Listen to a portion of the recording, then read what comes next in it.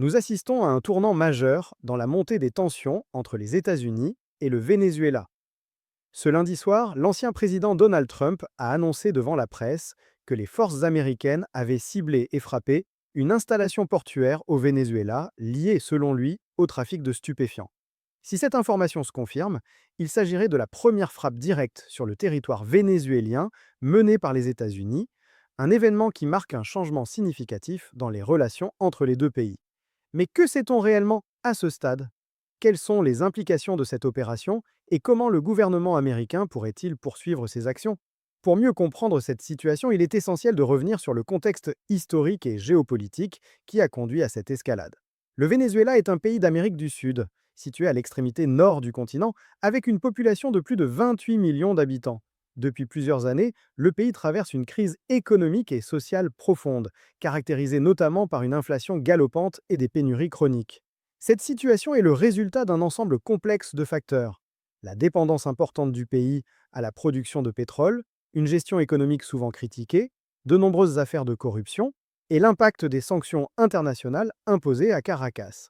Sur le plan politique, les relations avec les États-Unis ont été historiquement tendues. Le Venezuela a accusé Washington d'avoir soutenu le coup d'État manqué contre Hugo Chavez en 2002, et le pays entretient des liens étroits avec des puissances souvent en désaccord avec la politique américaine, telles que la Russie et l'Iran. Plus récemment, la réélection contestée de Nicolas Maduro en juillet 2024 a renforcé les tensions. Des organisations non gouvernementales ont dénoncé le manque de transparence et d'équité dans ce scrutin, alimentant le climat de méfiance autour du pouvoir en place. Depuis plusieurs mois, les accusations de trafic de drogue portées contre le président Maduro ont également contribué à l'escalade. Selon la justice américaine, il serait à la tête d'un réseau impliqué dans l'envoi de centaines de tonnes de drogue vers les États-Unis, en lien direct avec des groupes criminels locaux. Cet été, Washington a même annoncé une prime de 50 millions de dollars pour toute information permettant son arrestation. Dans ce cadre, les États-Unis ont multiplié les frappes ciblées contre des navires au large des côtes vénézuéliennes soupçonnés de transporter de la drogue. La dernière en date remonte à ce lundi dans l'est du Pacifique, où un bateau présenté par l'armée américaine comme impliqué dans le narcotrafic a été touché, faisant 2 victimes. Depuis le début de ces opérations, au moins 105 personnes ont perdu la vie dans les Caraïbes et le Pacifique. Ces actions suscitent de vives critiques. De nombreux juristes et organisations internationales considèrent ces frappes comme des exécutions extrajudiciaires, ce qui les rend illégales au regard du droit international. De plus, les preuves formelles établissant que ces navires transportaient effectivement de la drogue n'ont pas été rendues publiques. Il est également important de rappeler que, malgré les accusations américaines, le Venezuela n'est pas considéré comme l'un des principaux exportateurs de stupéfiants vers les États-Unis. La majorité du trafic de cocaïne et de fentanyl, destiné au marché américain, provient d'autres pays, principalement du Mexique, ou transite par des pays comme la Colombie. Les données du World Drug Report montrent que le rôle direct du Venezuela dans ces flux reste relativement marginal comparé à d'autres acteurs de la région. De son côté, Nicolas Maduro nie fermement toutes les accusations. Selon lui, l'objectif réel des États-Unis serait de provoquer un changement de régime pour prendre le contrôle des ressources pétrolières du pays, une des principales richesses du Venezuela. Parallèlement aux frappes, Washington a déployé des forces militaires dans la zone des Caraïbes, au nord du Venezuela, incluant le plus grand porte-avions du monde, une présence qui envoie un signal clair de puissance et de vigilance. Depuis plusieurs semaines, Donald Trump n'a cessé de laisser entendre que des opérations militaires directes sur le territoire vénézuélien pourraient être envisagées, et il semble que ce lundi, selon ses déclarations, ce scénario se soit concrétisé. Face à cette situation, la question demeure. Quelles seront les conséquences de ces frappes et jusqu'où les États-Unis pourraient-ils aller dans leur politique de pression sur Caracas? Ce lundi, Donald Trump a déclaré que les forces américaines avaient ciblé et détruit un quai au Venezuela, qu'il a décrit comme étant utilisé par des navires liés au trafic de stupéfiants. Il a cependant choisi de ne pas préciser le lieu exact de cette opération, se contentant de mentionner qu'elle avait eu lieu sur le rivage, selon ses termes. Le président américain n'a pas non plus précisé quel organisme avait dirigé cette frappe.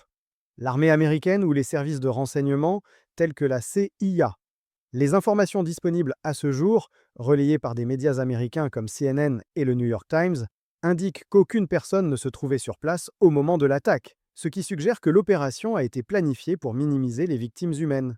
Cette annonce vient confirmer une allusion faite quelques jours plus tôt, lors d'un entretien avec John Katimatidis, un milliardaire et soutien politique, où Donald Trump avait évoqué le fait que les États-Unis avaient déjà frappé une grande installation. Du côté du Venezuela, le gouvernement n'a émis aucun commentaire officiel à la suite de cette déclaration, ce qui ajoute une dimension d'incertitude sur la portée réelle de l'opération et sur la manière dont elle sera perçue à l'intérieur du pays. Cette situation soulève naturellement une question cruciale. Jusqu'où les États-Unis pourraient-ils aller dans leurs actions contre Caracas? Même si l'opération reste pour l'instant limitée, le fait de frapper une installation portuaire revêt une signification symbolique et stratégique majeure. Jusqu'ici, les actions américaines contre le Venezuela s'étaient surtout concentrées sur l'interception de navires suspectés de transporter de la drogue ou sur des sanctions financières ciblées. Cette frappe marque donc un changement de paradigme en plaçant désormais le territoire vénézuélien lui-même dans le champ direct d'actions militaires américains. Il est toutefois important de souligner que cela ne constitue pas une invasion ou un bombardement à grande échelle.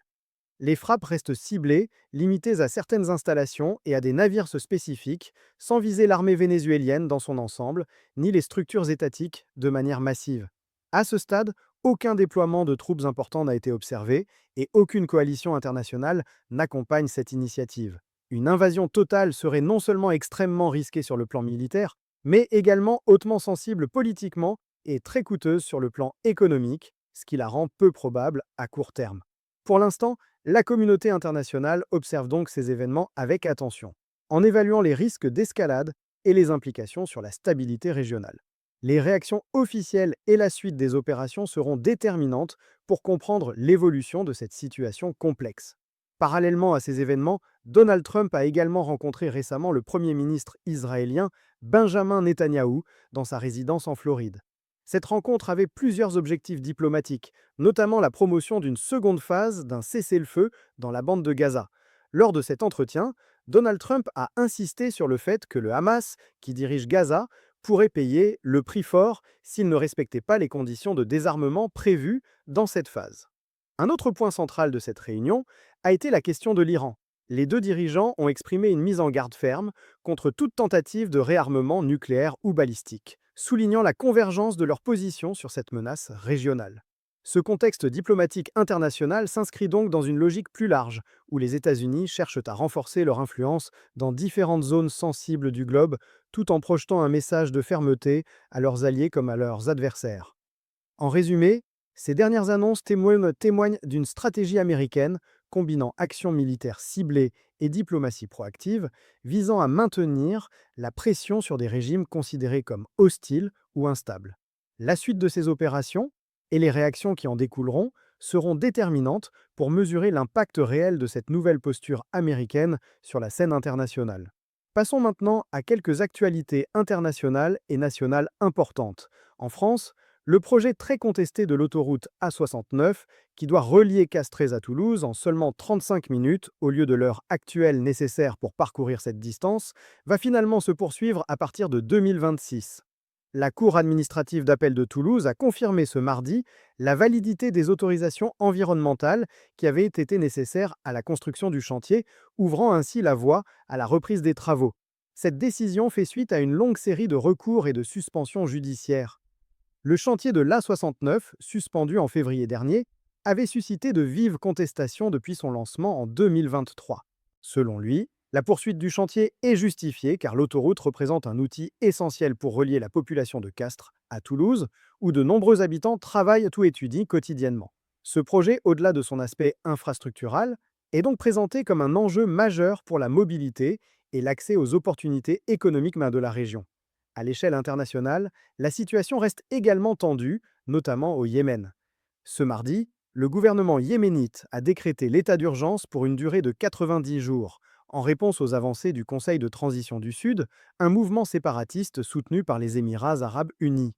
Ce groupe cherche à rétablir un État indépendant dans le sud du pays, comme cela avait été le cas entre 1967 et 1990.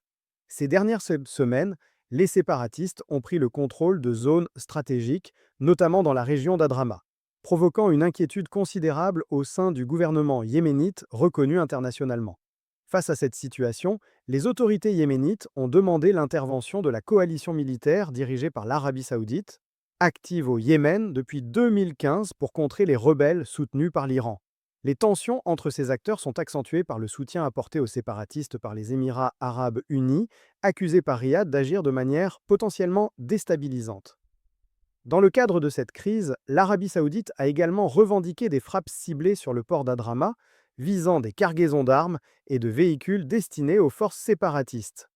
Selon les autorités saoudiennes, ces livraisons représentaient un risque d'escalade, mais aucune victime n'a été signalée à ce jour. Enfin, une troisième actualité nous conduit à nouveau au Moyen-Orient, mais cette fois-ci, elle touche également l'économie et le quotidien des populations. Des manifestations de commerçants se poursuivent depuis 2 jours dans un contexte de vie chère et d'hyperinflation qui ne cesse de s'aggraver dans le pays concerné.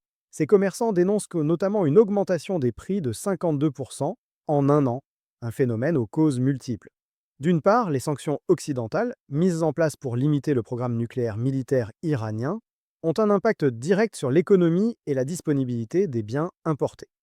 D'autre part, la chute de la monnaie nationale, le rial, accentue la pression sur le pouvoir d'achat des citoyens et rend la vie quotidienne de plus en plus difficile. Cette combinaison de facteurs économiques et géopolitiques contribue à alimenter un climat social tendu et une insécurité économique ressentie à tous les niveaux de la société.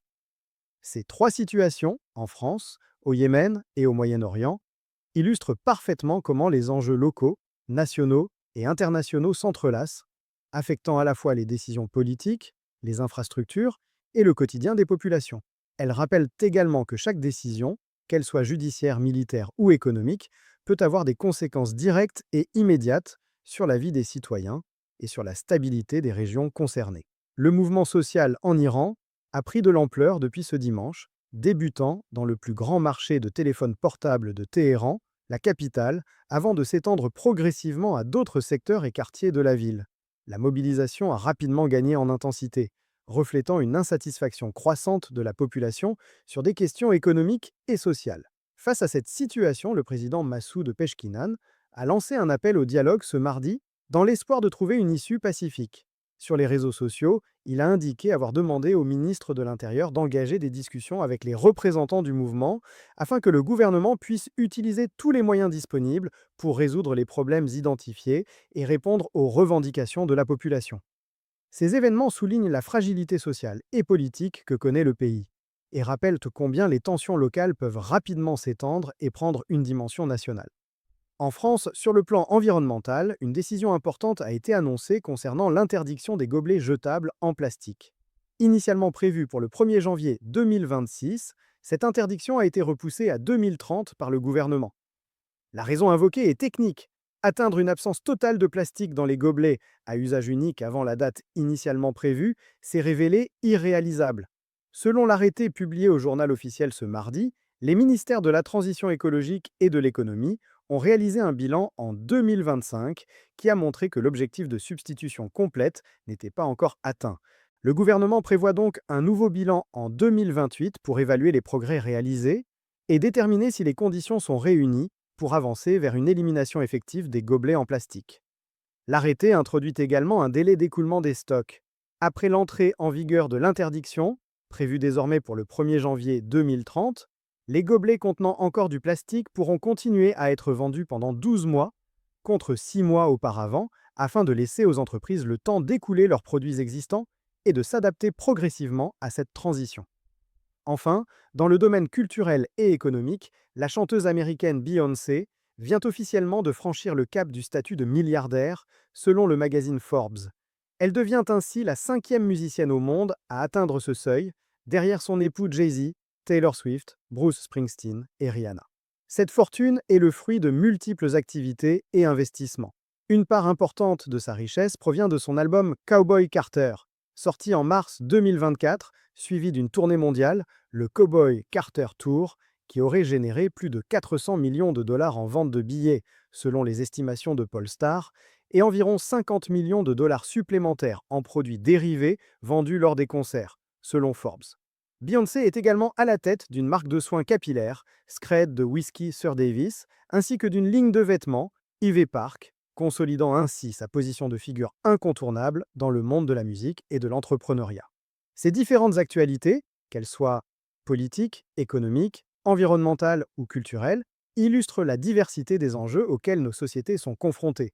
Elle rappelle en fait que derrière chaque événement se trouvent des dynamiques complexes, des décisions politiques et économiques qui façonnent le quotidien des populations et des parcours individuels, comme celui de Beyoncé, qui combine créativité, stratégie et vision entrepreneuriale.